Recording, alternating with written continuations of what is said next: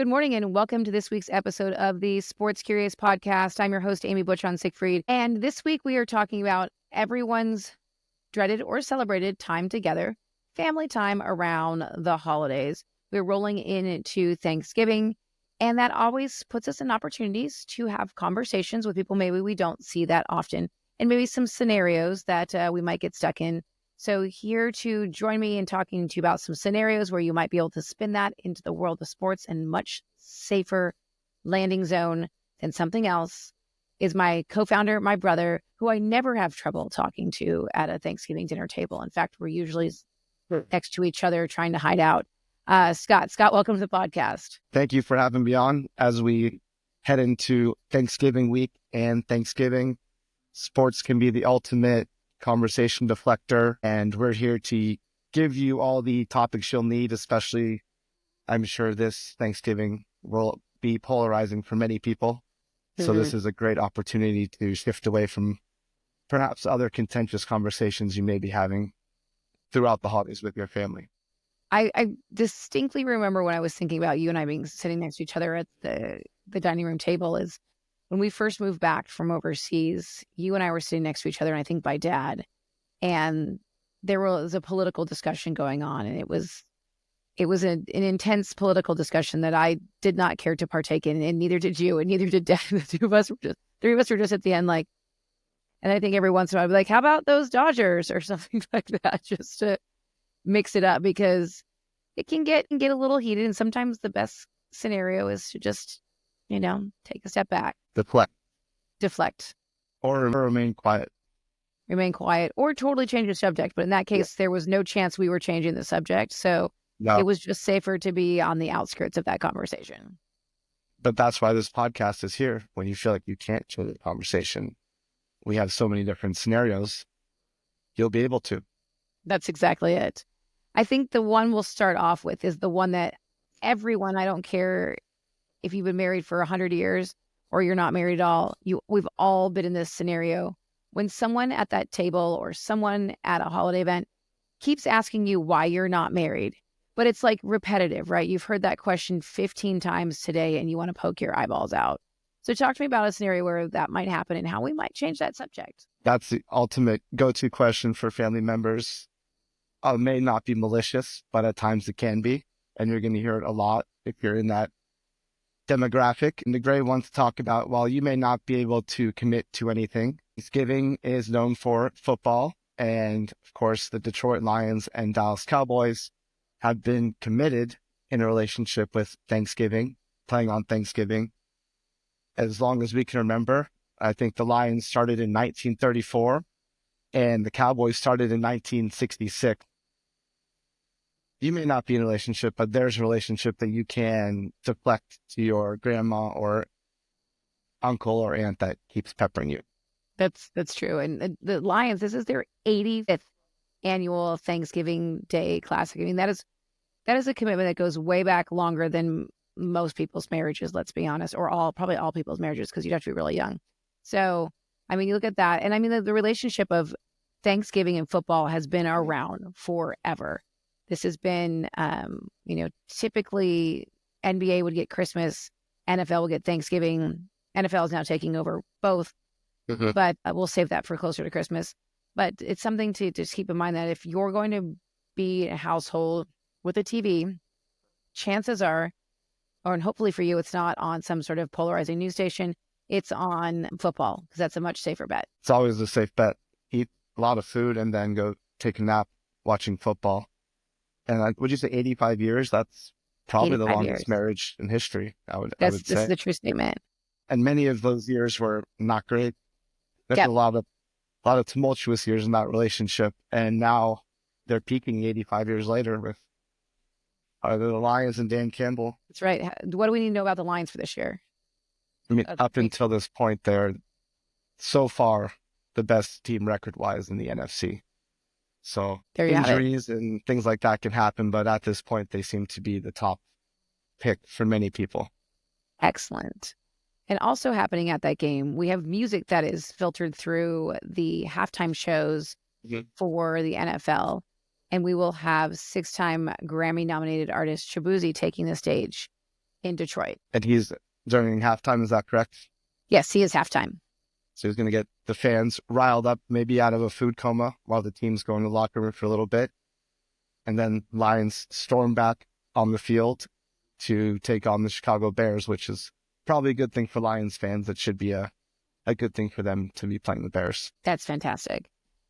Now, I want to talk a little bit about, we have one of these, but for the relative who will drive 14 hours because they're afraid to fly, let's think about NFL legend and broadcaster John Madden, who is basically synonymous with Thanksgiving. And yes, he's a Hall of Fame broadcaster and he has a video game, but he used to take his Madden cruiser bus cross country for games. Now, this is something Kirk Herbstreit could not pull off doing college and NFL at the same time. But John Madden, back in the day, had the capacity to cruise across the country in an RV/bus to get to his games. Yeah, traveling in style. Didn't have to worry about squishing into, second row of a commercial flight, which I'm sure they took back in the day. He rode in style in his gigantic bus, maybe like one of your relatives coming from halfway across the country who doesn't want to get on a plane. So you have a conversation starter there. Hey, I know you drove 14 hours. Did you know that John Madden also did that? Yes. And he had video games. Yes. And also created the world famous turducken that you'll see given out on the broadcast on Thanksgiving as well. Well, I mean, who wouldn't think about having a turkey with a duck and a chicken all inside? I mean, that just more is more, Scott. Yeah, I mean, I think that's the ultimate conversation starter, isn't it? Yeah, I mean, there were a couple of Thanksgivings that one of those showed up at our house, I think. I don't know if I was part of that. I wish I was. No, this was probably back when I lived at home, and then the turducken was like new. Okay. So, yeah, it's the best of three worlds, right? Unless you're a turkey, a duck, or a chicken, or a vegetarian. Yes, the turducken is not vegan friendly. I don't even know if I want a vegan turducken. I think it'd be quite gross. It would be really gross. I'm sure it exists, though. Let's be honest. I might have to make it. Yeah, I mean, you get right on that. Now, one of the things to think about, maybe next Thanksgiving we'll have this to talk about, but your favorite actor is scheduled to play John Madden in a biopic piece. There we go. And for the movie buff, we go from someone who doesn't want to fly to the movie buff in your family who loves incredible acting and award-winning acting. There's a movie being filmed about John Madden, and obviously the only person to play this role was Nicolas Cage because his range is so wide and his acting ability it just spans genres. Yep. So they're filming it. We've seen pictures of Mr. Cage dressed as Mr. Madden, and it's impeccable, the resemblance. Is he wearing like prosthetics? Because Mr. Cage is much thinner than Madden was at points in his life. I don't want to discredit Mr. Cage from being a method actor and gaining 200 pounds. I don't know. Maybe he did. So presumably he's wearing prosthetics is what I hear you say. Probably, but we're not ruling out that he gained a lot of weight for it. Got it. I mean, so dare to dream. Stay tuned for our release date. Yeah. And speaking of people who would do things for money, the first NIL basketball tournament is happening. So if you have that family member who only wants to talk about money or how much money they make, we can talk about the Players Era Festival, which is, like I said, the first of its kind basketball tournament happening in Vegas over Thanksgiving. And they're getting paid, the teams that show up. They are. And I'm envisioning Derek from Step Brothers. Mm-hmm. I'm not sure how familiar everyone is with that, where all he talks about is how rich he is and all his cool stories. And he made over $550K last year. So this is a great conversation starter for him that these NIL rules, they've changed in college basketball, and the Players Era Festival taking place over Thanksgiving week is the first tournament to promise massive payouts to the teams playing, to the players playing. So I think they're at least $1 million to like the winning team, and then in total $9 million. So they're really getting a lot of interest. We'll see how it goes. It's the first time they're doing it. And I'm sure every program in the country is going to want to play in it, next year moving forward, as I think the field's expanding next year. Okay. It's in Las Vegas too, so that always helps. It always helps. And we have, count real quick, 8 teams? Yeah. Alabama, Houston, Texas A&M, Creighton, Rutgers, all ranked in the top 25. San Diego State, Oregon, and Notre Dame all playing in that tournament. Yes, I mean, there's some serious competition there, which is also good. Some big names will come out of that, and they'll have quite a bit of money. And we encourage responsible gaming, but if you want to go put that on black, it'll probably hit.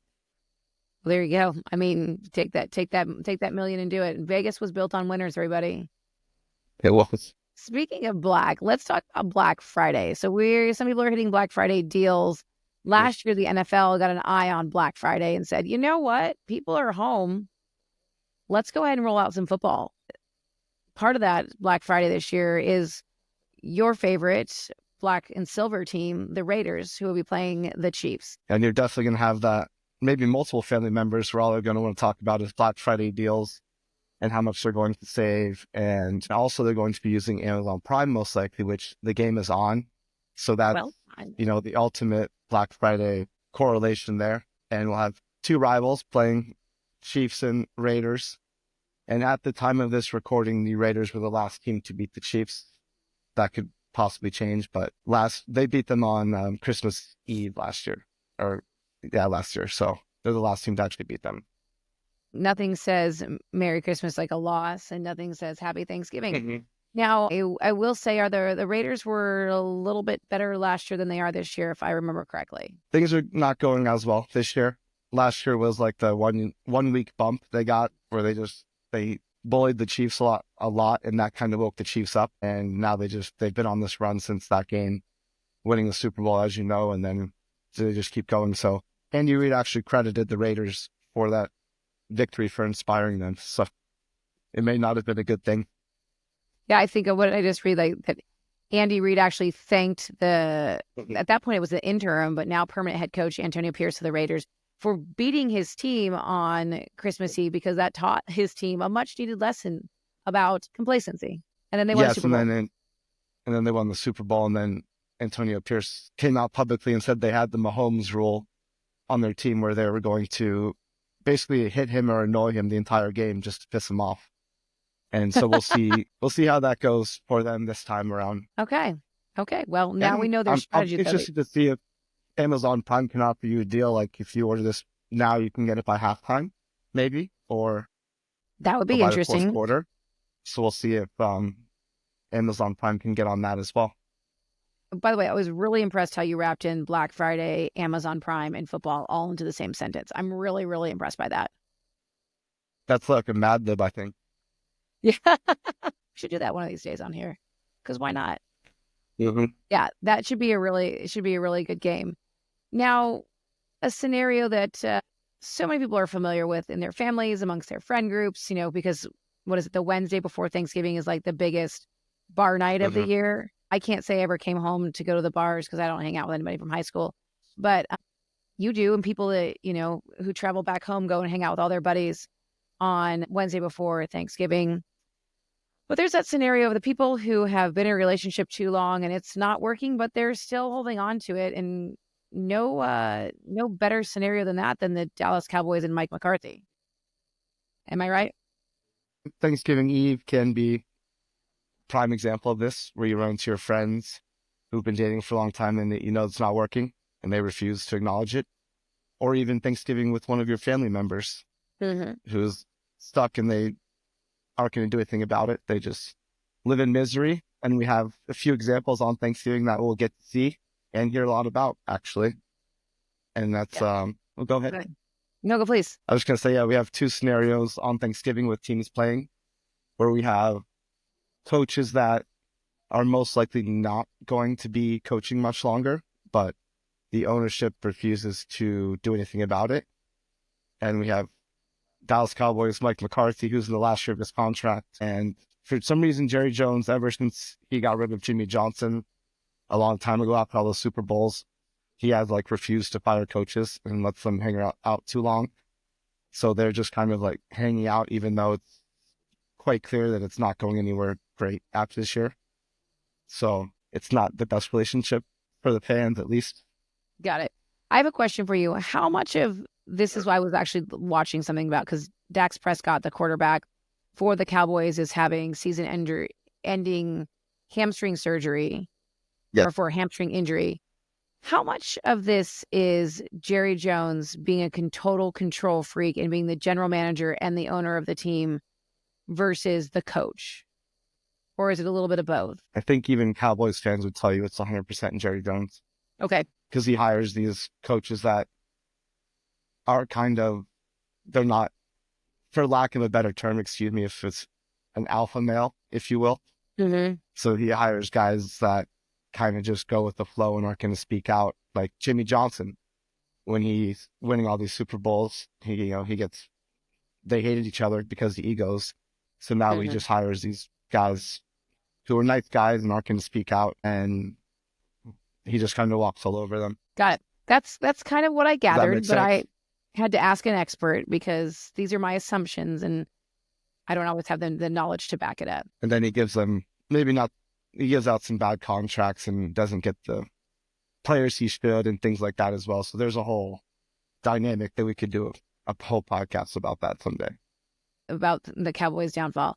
Now, a scenario that I'm going to stick with the Cowboys, but a different scenario is they've had a sunlight issue and now dare to dream about being in the sun on a beach or something like that for Thanksgiving. But the Cowboys have had a sunlight issue and it's not pretty. No, yeah, like you said, if you're in a cold area of the country where there's snow, you may be dreaming of sitting on a beach in the sunlight, but not necessarily if you're on the field when the Cowboys play on Thanksgiving.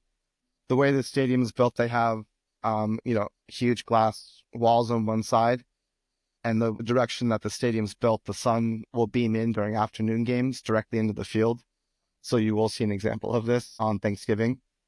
And it's well known that you can't see if you're on the field. Oh. And there's a great example. CeeDee Lamb, their star wide receiver, a few weeks ago, wide open, perfect pass, but it was in the end zone where the sun shines, and he just didn't see it at all. And the ball just goes right by him, and he had no clue where it was. And once again, that's a Jerry Jones issue, that he is all in on the sun, and they can put curtains up. They do it for shows and concerts and things like that, but he refuses to do it for games. He called it a home field advantage, even though it's not. Even though it's not benefiting, it's not, it hurts his team too. Yeah. Interesting.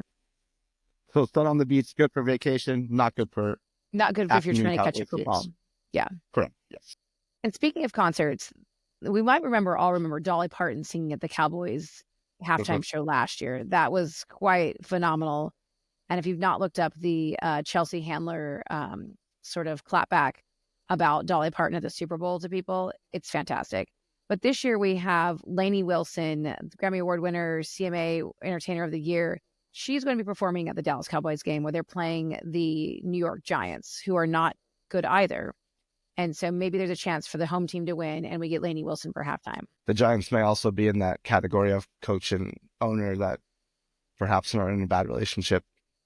Got it. Throw that in there. Got it. There's a lot of bad relationships happening this Thanksgiving. Yeah, in the NFL, there's quite a few. But there is a good relationship associated with that performance. Which is? I briefly spoke to you about it before we got on here, that Lainey Wilson is dating a former NFL quarterback. Former Steelers starter / backup for a while, Duck Hodges. So there's a good relationship we can talk about for Thanksgiving. Yes. Well, I mean, anybody named Duck would not like the turducken. No, it'd probably just be duck and turkey. Yeah. But hopefully Jerry Jones cannot screw that relationship up. I don't think. One never knows, though. One never knows. True. And speaking of kind of an interesting relationship is the halftime performance at the Green Bay Packers game. They're playing the Dolphins, the evening game for Thanksgiving. Violinist Lindsey Sterling, who is phenomenal, don't get me wrong. She's a dancer, aerialist, does a lot of phenomenal music, but violin doesn't speak to me clearly as a halftime performance for an NFL game. Maybe the violinists can get the crowd going with some electric violin play. I'm not quite sure how it will go in the Green Bay weather. Yeah. Oh, because when we used to do an event when I worked for the Diamondbacks, and it was on the field. You might remember Evening on the Diamond, and we would have the symphony come in to play during dinner, the Phoenix Symphony. And there were times where they certain instruments could not be played because it was too cold, because it was not good for the instrument would not sound the same if it goes below a certain temperature. So that'll be actually really interesting. I didn't think about that perspective. We still have it in some sort of heating device contraption. Keep your eyes on that. And I'm sure the Dolphins will be bringing their own heating contraption devices I'm as sure they will.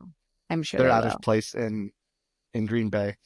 Yes, I would also be out of place in Green Bay. Yeah. Yeah. So there's that. Well, thank you for sharing those Thanksgiving scenarios, the ways to change the subject, ways to adapt to the conversation being had. You all got one more? I saw the finger go One up. more real quick. Okay. We have the scenario that everyone dreads and it will happen on Friday, to where you've eaten so much food all week and then somebody decides they want to do family pictures that will be displayed across your home and to family members for eternity. And as there's a great correlation there with the conversation starter with cheerleaders and the Dallas Cowboys once again. Unfortunately, we'll speak about them one more time on this podcast. With the famed Cowboys cheerleaders, they had the jiggle test, which Well, if you ever see the Dallas Cowboys, was it becoming a Cowboys cheerleader show on Netflix? Really interesting. But yes, this is something that has happened in the past. A jiggle test to assess the firmness of cheerleaders' bodies during the season. If they don't pass, they are benched. And so something to keep in mind, these women typically put in 34-hour weeks during the season, but most of them are required to have a full-time job elsewhere. And so they're not making a lot of money. Probably on average, you're making about the same as the lifeguard down at your community pool. so we have to feel for them, because none of us are certainly passing the jiggle test. I am not passing the jiggle test. Not a chance in hell. No. So This is why I'm not a Dallas Cowboys cheerleader. There's other reasons too, but that's really the primary reason. Same. Well, thanks for bringing that one up. And hopefully we've given you something to talk about with your family and friends, and to either get you out of those awkward moments or to just completely change the subject if things do start to get awkward. And of course, follow us on social at Last Night's Game for all kinds of conversation starters during your Thanksgiving week, and throughout the holidays. We will have you covered. And of course, you can always catch us at lastnightsgame.com or subscribe on your favorite listening platform. Thanks, Scott, for being here. Thank you.